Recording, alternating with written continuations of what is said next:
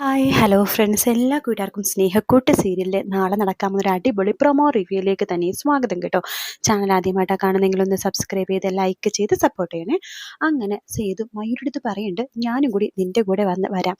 അയാൾ എൻ്റെ മുഖത്ത് നോക്കി ഒരിക്കൽ കൂടി ഞാനാണ് നിൻ്റെ അമ്മയുടെ നമ്മുടെ അമ്മയുടെ കുടുംബജീവിതം തകർത്തിയെന്ന് അയാൾ പറയാൻ പറ്റുമെന്ന് ഞാനൊന്ന് നോക്കട്ടെ. എൻ്റെ അച്ഛൻ കള്ളമൊന്നും പറയില്ല എന്ന് മയൂരി പറയുമ്പോഴേക്കും പല്ലവി പറയണ, സേതുവേട്ടനും കള്ളമൊന്നും പറയില്ല, എന്തായാലും ഞാനിപ്പോൾ വരാം എന്ന് പറഞ്ഞിട്ട് റൂമിൽ പോയിട്ട് ഒരു കത്തി എടുത്തിട്ട് അരയിൽ കുത്തി വെച്ചിട്ടാണ് കേട്ടോ നമ്മുടെ സേതു പോകുന്നത്.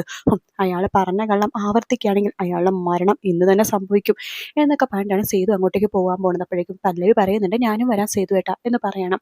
അത് വേണ്ട എന്ന് പറയുമ്പോഴേക്കും അവിടെ കുറച്ച് കണക്കുകളൊക്കെ തീർക്കാനുണ്ട് എന്ന് സേതു പറയുമ്പോൾ പല്ലവി പറയുന്നുണ്ട്, അതുകൊണ്ട് തന്നെയാണ് ഞാൻ പറഞ്ഞത് ഞാനും വരാമെന്ന്. അങ്ങനെ പല്ലവിയും സേതുവും അതുപോലെ തന്നെ മയൂരിയും കൂടി കാറ് സ്പീഡിലെടുത്തിട്ട് അങ്ങോട്ട് പോകുക കേട്ടോ. അതേസമയം അച്ചുവിൻ്റെ ആ വിശേഷം ഹരി പൂർണിമാമ്മ അടുത്ത് പറയുമ്പോൾ പൂർണിമ പറയുന്നുണ്ട്, ഇവിടെ ഭയങ്കര പ്രശ്നമൊക്കെയാണ് ഹരി, അവരൊക്കെ കൂടി പോയേക്കാണെന്നൊക്കെ പറയുമ്പോഴേക്കും ഋതു അച്ഛൻ ചോദിക്കണ്ടേ, എന്താ എന്താ ഹരിയായിട്ട് അവിടെ പ്രശ്നമെന്ന് ചോദിക്കുമ്പോൾ അത് വേറൊന്നുമല്ല, അവിടെ ചെറിയൊരു പ്രശ്നമുണ്ട്. മയൂരി വന്നിട്ട് പറഞ്ഞ കാര്യങ്ങളൊക്കെ പറഞ്ഞു കൊടുക്കുകയാണ്. സേതുവേട്ടനും പല്ലവേച്ചിയും അങ്ങോട്ടേക്ക് പോയിരിക്കുകയാണ്, എന്നാൽ നമുക്ക് അങ്ങോട്ടേക്ക് പോവാം മേലെടുത്തേക്ക് എന്ന് പറയുമ്പോൾ എന്തിനാ നമ്മൾ അങ്ങോട്ടേക്ക് പോകണത് എന്ന് ഹരി ചോദിക്കുകയാണ്. അങ്ങോട്ടേക്ക് പോകണം, നമുക്കും അവിടെ എത്തണം ഈ സമയം തന്നെ എന്ന് പറയുമ്പോഴേക്കും അച്ചു പറഞ്ഞിട്ട്, വേണ്ട ഋതു, നിനക്ക് ഡെലിവറി ഡേറ്റ് അടുത്തിരിക്കുകയാണ്, ഈ സമയത്ത് ലോങ് ഡ്രൈവൊന്നും പോകാൻ പാടില്ല, അതൊന്നും സാരില്ല, ഹരി നീ വണ്ടി എടുക്ക്, ഞാൻ വരാം. അച്ചു നീ വരുന്നുണ്ടോ? ആ ഞാനും വരുന്നുണ്ട് എന്ന് പറയാണ്. അത് ശരിയാവില്ല, അച്ചുവും പ്രഗ്നന്റ്, നീയും ആണെങ്കിൽ ഡെലിവറി ഡേറ്റ് അടുത്തിരിക്കുന്ന ഋതു, ഇതൊന്നും ശരിയല്ല, നോക്ക് പതുക്കെ പോയാൽ മതി, അധികം കട്ടറിലൊന്നും ചാടിക്കാതെ പെട്ടെന്ന് എത്തുമല്ലോ എന്നൊക്കെ പറയാണ്. ശരി എന്ന് പറഞ്ഞിട്ട് ഹരി അപ്പം തന്നെ വേറൊരു ടാക്സി വിളിച്ചിട്ട് അങ്ങോട്ടേക്ക് പോകുക കേട്ടോ.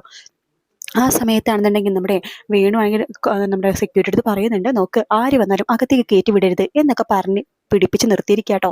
ആ ഒരു ഭാഗത്തോടെയാണ് ഇന്നത്തെ എപ്പിസോഡ് തീർന്നതല്ലേ. നാളെയാണെന്നുണ്ടെങ്കിൽ സെക്യൂരിറ്റി നോക്കുമ്പോഴേക്കും നമ്മുടെ സേതുവിൻ്റെ കാറ് വന്ന് നിൽക്കുന്നുണ്ട്. സേതു ഹോൺ അടിച്ചിട്ട് സെക്യൂരിറ്റി ഡോർ തുറക്കുന്നില്ല. അപ്പോൾ പല്ലവി പറയുന്നുണ്ട്, മയൂരി നീ ആ ഡോറ് തുറക്കാൻ പറ അയാളോട്. അപ്പോൾ മയൂരി പറയുന്നുണ്ട്, ചേട്ടാ ആ ഡോറൊന്ന് തുറന്നേ. മോളെ സോറി കേട്ടോ, ആര് വന്നാലും ഡോറ് തുറക്കരുതെന്നാണ് പറഞ്ഞിരിക്കുന്നത്. അപ്പോൾ ഞാൻ വന്നാലും ഡോറ് തുറക്കില്ല, മോൾക്ക് ഒറ്റയ്ക്ക് വേണമെങ്കിൽ പോവാം, പക്ഷേ ഡോറ് തുറക്കാൻ പറ്റില്ല.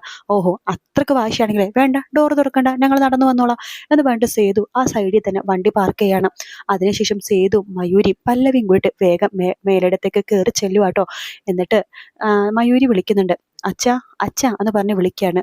വേണുക്ക് കാര്യം മനസ്സിലായി, മയൂരി അവരെയും കൂട്ടിക്കൊണ്ടാണ് വന്നിരിക്കണമെന്ന്. അതുകൊണ്ട് തന്നെ വേണു ഒരു വലിയൊരു തോക്കെടുത്തിട്ട് തൻ്റെ ഷർട്ടിൻ്റെ സൈഡിൽ ഒളിപ്പിച്ചിട്ട് നമ്മുടെ വേണു പുറത്തേക്ക് ഇറങ്ങാണ്. സേതു ആണെങ്കിൽ രണ്ടും വരണത് വരട്ടെ വെച്ച് സേതു അങ്ങനെ നിൽക്കുക കേട്ടോ. അതിനുശേഷം പല്ലവി ചോദിക്കുന്നുണ്ട്, വേണു അങ്കിൾ, ഞങ്ങൾ അങ്കിളുടെ അടുത്ത് ഒരു കാര്യം ചോദിക്കാൻ വേണ്ടി വന്നതാണ്. അങ്കിള് മയൂരി മോളോട് പറഞ്ഞല്ലോ, സേതുവേട്ടൻ കാരണമാണ് അങ്കിളുടെ കുടുംബജീവിതം നശിച്ചത്, മയൂരിയുടെ വിവാഹ ജീവിതം തകർന്നത് അതുകൊണ്ടിട്ടൊക്കെയാണെന്ന് പറഞ്ഞല്ലോ. അതേ പറഞ്ഞു, അതിലെന്താ സംശയം, അവൻ കാരണം തന്നെയാണ് എൻ്റെ കുടുംബജീവിതം തകർന്നു പോയത്, അവൻ കാരണം എല്ലാത്തിനും കാരണം അവനാണ് എന്നൊക്കെ വേണു പറയുമ്പോൾ സേതു പെട്ടെന്ന് തന്നെ അരയുന്ന ആ കത്തി എടുക്കുകയാണ്. എന്നിട്ട് വേണുയുടെ കഴുത്തിൻ്റെ സൈഡിലേക്ക് വെക്കുകയാണ്. എടോ സത്യം പറയണോ, ഞാൻ കാരണമാണോ അതിൻ്റെ കുടുംബജീവിതം നശിച്ചത്? നീയോ? അതിന് നീ ഏതാ എന്ന് ചോദിക്കുകയാണ്. ഞാൻ ഏതാന്നോ? ഞാനാടോ സേതു. ഏത് സേതു? എടോ ലക്ഷ്മി അമ്മയുടെ മകൻ സേതു, ലക്ഷ്മിയുടെയും മഹാലക്ഷ്മിയുടെയും മാധവൻ നായരുടെ മകൻ സേതു ഞാനാണ്. ഇത് കള്ളമാണ് മോളെ, നിന്നെല്ലാവരും കൂടി പറ്റിക്കുകയാണ്, ഇതല്ല സേതു, ഇവനല്ല സേതു എന്ന് പറയണം. അപ്പോഴേക്കും പല്ലവിക്ക് കാര്യം മനസ്സിലായി, സേതു ഏട്ടാ അവ വേറെ ആരോ വന്ന് കളിച്ചിട്ടുണ്ട് ഇതിനിടയിൽ എന്ന് പറയാണ്. അപ്പോഴേക്കും നമ്മുടെ സേതു ചോദിക്കണ്ട്, അങ്കിൾ എന്തൊക്കെയാ പറഞ്ഞത്? ഞാനല്ല, സേതു വന്നോ? അതെ, അന്ന് എന്നെ കാണാൻ വന്നതും സംസാരിച്ചതും വിവാഹം മുടക്കിയതൊന്നും നീയല്ല, വേറൊരു സേതുവാ. ആ സേതുവാണ് ലക്ഷ്മിയുടെ മകൻ എന്ന് പറഞ്ഞിട്ട് അവൻ്റെ അടുത്തേക്ക് വന്നത്. അങ്കിളെ ഞാനാണ് ലക്ഷ്മിയുടെ മകൻ, ഇനി എന്ത് തെളിവ് അങ്കിളിനെ വേണ്ടത് എന്ന് ചോദിച്ചുകൊണ്ടിരിക്കെ തന്നെയാണ് അവിടേക്ക് ഋതുവും അതുപോലെ തന്നെ അച്ചുവും ഹരിയൊക്കെ വരുന്നത് കേട്ടോ. അപ്പോൾ അവരിങ്ങനെ പറയുന്നുണ്ട്, അയ്യോ ഇതാ സേതുവേട്ടൻ, അപ്പോൾ സേതുവേട്ടൻ എന്ന് പറഞ്ഞിട്ട് എന്നെ പറ്റിച്ചത് ആരായിരുന്നു എന്ന് ഇങ്ങനെ ആലോചിക്കുകയാണ് നമ്മുടെ വേണു. അപ്പോൾ സേതു ചോദിക്കുന്നുണ്ട്, അയാൾ എങ്ങനെ ഉണ്ടാകും എന്ന് ചോദിക്കുമ്പോഴേക്കും അതിങ്ങനെ ക്ലീൻ ഷേവാണ്, പിന്നെ അങ്ങനെയൊക്കെ പഴമുടി ഇത്തിരി കളറൊക്കെ ചെയ്തിട്ടുണ്ട് എന്നൊക്കെ പറയാണ്. അപ്പോൾ തന്നെ ഏകദേശം പല്ലവിക്കും സേതുവിനും കാര്യം മനസ്സിലായി. വേഗം തന്നെ ഫോൺ എടുത്തിട്ട് നമ്മുടെ സേതു ഇന്ദ്രന്റെ ഫോട്ടോ എടുത്തിട്ട് വേണുവിനെ കാണിച്ചു കൊടുക്കുകയാണ്. അങ്കിളെ ദേ ഇയാളാണോ സേതുവാണെന്ന് പറഞ്ഞു വന്നത് എന്ന് കാണിച്ചു കൊടുക്കുമ്പോഴേക്കും ഇവൻ തന്നെയാ സേതു, കള്ളൻ, അവനാ വന്നിരിക്കണത്. ഋതു നിന്റെ ഭർത്താവ് ഇന്ദ്രൻ. ജിത്തോ? അതെ അവൻ തന്നെയാ സേതുവാണെന്ന് പറഞ്ഞ് ആൾ മാറിയിട്ട് ഇവിടെ വന്നിട്ട് എൻ്റെ അമ്മയുടെ കുടുംബജീവിതം നശിച്ചു, എൻ്റെ അനിയത്തിന് നല്ലൊരു കുടുംബജീവിതം നശിപ്പിച്ചതും അവനാണ് എന്ന് പറയുമ്പോഴേക്കും വേണു ചോദിക്കണ്ടേ, ഇന്ദ്രജിത്തോ? അതെ ഇവളുടെ ഭർത്താവാണ്. ഒരു ഒരു മാനസിക രോഗിയാ അവൻ. അപ്പൊ അവൻ തന്നെയാണ് ഇതിന്റെ പിന്നിലല്ലേ? എങ്കിൽ അവൻ ഞാൻ വെച്ചിട്ടുണ്ട് എന്ന് പറയുമ്പോൾ വേണു പറയണ്ട്, നിങ്ങൾ ഒറ്റക്ക് പോകണ്ട, ഞാനും വരാം. അതെ സേതു, നീ എന്നോട് ക്ഷമിക്കണം. ഞാൻ നീയാണെന്ന് തെറ്റിദ്ധരിച്ചു. എൻ്റെ മോളും എൻ്റെ ഭാര്യയും തെറ്റിദ്ധരിച്ചു. നിങ്ങൾ ഒരുപാട് ഉപദ്രവിച്ചു. സാരമില്ല അങ്കിളെ, എല്ലാം തെറ്റിദ്ധാരണയുടെ പേരിലാണല്ലോ. അങ്കിളിന് തന്നെ സത്യം മനസ്സിലായല്ലോ. അപ്പോഴേക്കും മയൂരി സേതുവിനെ കെട്ടിപ്പിടിച്ച് കരയാണ്. സോറി ഏട്ടാ, അത് കുഴപ്പമില്ല മോളെ, നീ പറഞ്ഞത് സത്യം തന്നെയാണ്. നിന്റെ അച്ഛൻ കള്ളം പറഞ്ഞല്ലോ. പക്ഷെ സേതു എന്ന് പറഞ്ഞ് വന്ന ആള് വേറെയാണല്ലോ. എന്തായാലും ഇനി അവനെ ജീവിക്കാൻ വിട്ടുവിടാ. അവൻ കാരണം എത്ര എത്ര ദുരന്തങ്ങളാ, എത്ര എത്ര കാര്യങ്ങളാ നടന്നത്. അവനിപ്പോ എവിടെ ഉണ്ടാകും എന്നിങ്ങനെ ആലോചിക്കാണ്. ഋതു, നീ അവനെ വിളിച്ചേ, അവൻ എവിടെ ഉണ്ടെന്ന് ചോദിച്ചേ എന്ന് പറയാണ്. അങ്ങനെ ഋതു വിളിക്കുന്നുണ്ട് ഇന്ദ്രജിത്തിനെ. ജിത്ത് കാര്യങ്ങളൊന്നും പറയുന്നില്ല കേട്ടോ. ജിത്ത് ഇപ്പൊ എവിടെയാണ്? ഞാൻ എൻ്റെ വീട്ടിലുണ്ട്. എന്താ? അതെ, ജിത്ത് എത്രയും പെട്ടെന്ന് പൊന്നുമടത്തിലേക്ക് വരാവോ? അവിടെ അതിന് ആരുണ്ട്? ലക്ഷ്മി എന്ന് പറഞ്ഞവർ മാത്രമല്ലേ ഉള്ളൂ. അതെ, അവിടെ ഒരു സംഭവം ഉണ്ട്. ജിത്ത് പെട്ടെന്ന് തന്നെ അങ്ങോട്ടേക്ക് വരാവോ? ഓ, വന്നേക്കാം എന്ന് പറഞ്ഞിട്ട് ഇന്ദ്രജിത്ത് ഫോം വെക്കാണ്. അപ്പോൾ ഇന്ദ്രജിത്തിന് അറിയില്ലല്ലോ എന്താ സംഭവം എന്ന്.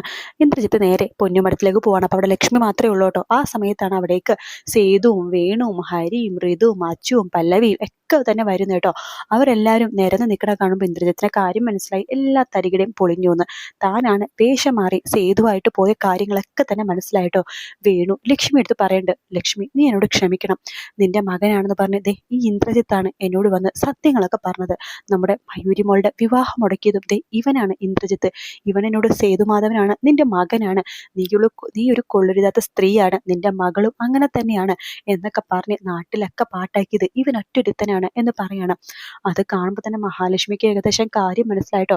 മഹാലക്ഷ്മി ഇന്ദ്രജിത്തിനെ ഇങ്ങനെ നോക്കുവാണ്. എന്നിട്ട് അവന്റെ മുഖത്തിട്ട് ഒരൊറ്റ അടി വെച്ച് കൊടുത്ത് നിലത്തേക്ക് ഉന്തിയിടുവാട്ടോ. അതിനുശേഷം ഇന്ദ്രജിത്തിനെ സേതുവും ഹരിയും വേണുവും കൂടി ചേർന്ന് നന്നായിട്ട് പെരുമാറുന്നുണ്ട്. അവരെല്ലാവരും തള്ളിയിട്ടുകൊണ്ട് സേതു നമ്മുടെ ഈ സേതുവിന്റെ കൈ, നമ്മുടെ ഇന്ദ്രജിത്താണെങ്കിൽ സേതുവിന്റെ അരയിൽ ആ ഒരു കത്തി ഉണ്ടായല്ലോ, ആ കത്തി ഇങ്ങനെ എടുക്കണം. എടുത്തതിന് ശേഷം നേരെ പോണത് നമ്മുടെ മഹാലക്ഷ്മിയുടെ അടുത്തേക്ക് കേട്ടോ. മഹാലക്ഷ്മിയുടെ കഴുത്തിന് നേരെ ആ കത്തി വെക്കണം. എന്നിട്ട് പറയുന്നുണ്ട്, മര്യാദയ്ക്ക് എല്ലാവരും മാറിക്കോ, അല്ലെങ്കിൽ ഞാനിവരെ കൊന്നളയും. എനിക്കിനൊന്നും നോക്കാനില്ല. എന്നെ കോടതിയും അതുപോലെ തന്നെ പോലീസൊന്നും ഒരു ശിക്ഷയും തരത്തില്ല. കാരണം എന്താണെന്ന് നിങ്ങൾക്ക് എല്ലാവർക്കും അറിയാലോ. അതുകൊണ്ട് മര്യാദക്ക് അങ്ങ് മര്യാദക്ക്. ഇതിന്റെ പേരിൽ ആരെങ്കിലും എൻ്റെ പുറകെ വന്നിട്ടുണ്ടല്ലോ, നിങ്ങളുടെ ഈ പുഞ്ഞാര മഹാലക്ഷ്മി ഞാൻ അങ്ങോട്ട് കൊന്നളയും. വേണു പറയണ്ടടാ, വെറുതെ ഇരിക്കടാ, നീ കളിക്കല്ലേ. സേതു പറയുന്നുണ്ട്, ഇന്ദ്രജിത്തെ നീ വെറുതെ കളിക്കല്ലേ കേട്ടോ. ശരി, ഒരു പ്രശ്നത്തിനുള്ള നീ മാറ്. ഇല്ല, ഞാൻ മാറില്ല. ഇവരെ വെച്ചുകൊണ്ട് ഞാനിവിടെ നിന്ന് പോകുവാണ്. അല്ലാന്നുണ്ടെങ്കിലേ നിങ്ങൾ എൻ്റെ പുറകെ വരും. അതുകൊണ്ട് ഞാനിവിടെ നിന്ന് ഓടി രക്ഷപ്പെടണവരെ ഒരു ഒറ്റ അനക്കവും ഉണ്ടാകാൻ പാടില്ല എന്ന് പറയുമ്പോൾ തന്നെ പല്ലവി ഋതുവിനോട് പറയുന്നുണ്ട്, എടുത്തെറിയാൻ വേണ്ടി പറയാണ്. അങ്ങനെ ഋതുവും പല്ലവിയും കൂടി പുറകെ കൂടി വന്ന് നമ്മുടെ ഇന്ദ്രജിത്തിനോട് ഒറ്റ തട്ട് വെച്ച് കൊടുക്കാട്ടോ. ഇന്ദ്രജിത്ത് നിലത്തേക്ക് വീഴുന്നുണ്ട്. പിന്നെ പോലീസുകാരെയൊക്കെ വിളിച്ചിട്ട് പോലീസിലേക്ക് ഏൽപ്പിക്കുകയാണ് ഇന്ദ്രജിത്തിനെ. അങ്ങനെ ഇന്ദ്രജിത്ത് എന്ന് പറഞ്ഞ ശല്യം അവരുടെ എല്ലാവരുടെയും ജീവിതത്തിൽ നിന്ന് ഒഴിഞ്ഞു പോവാണ്. മഹാലക്ഷ്മി ആണെങ്കിൽ അപ്പം തന്നെ നമ്മുടെ പൂർണിമേനെ കാണാൻ വേണ്ടി പോകുവാട്ടോ. പൂർണിമയുടെ ചോദിച്ച് പറഞ്ഞതിനൊക്കെ മാപ്പ് പറയണമല്ലോ. പിന്നെ ഋതുവിനോട് മാപ്പൊക്കെ പറയുന്നുണ്ട്. അപ്പം അങ്ങനത്തെ ഒരു നല്ലൊരു ഭാഗമായിട്ട് നമ്മളിനി കാണാൻ പോണത്. വീഡിയോ ഇഷ്ടപ്പെടുകയാണെങ്കിൽ ലൈക്ക് ചെയ്യാനും സബ്സ്ക്രൈബ് ചെയ്യാനും കമൻറ്റ് ചെയ്യാനും മറക്കല്ലേ. മറ്റൊരു വീഡിയോ കാണാം. Take care, bye bye.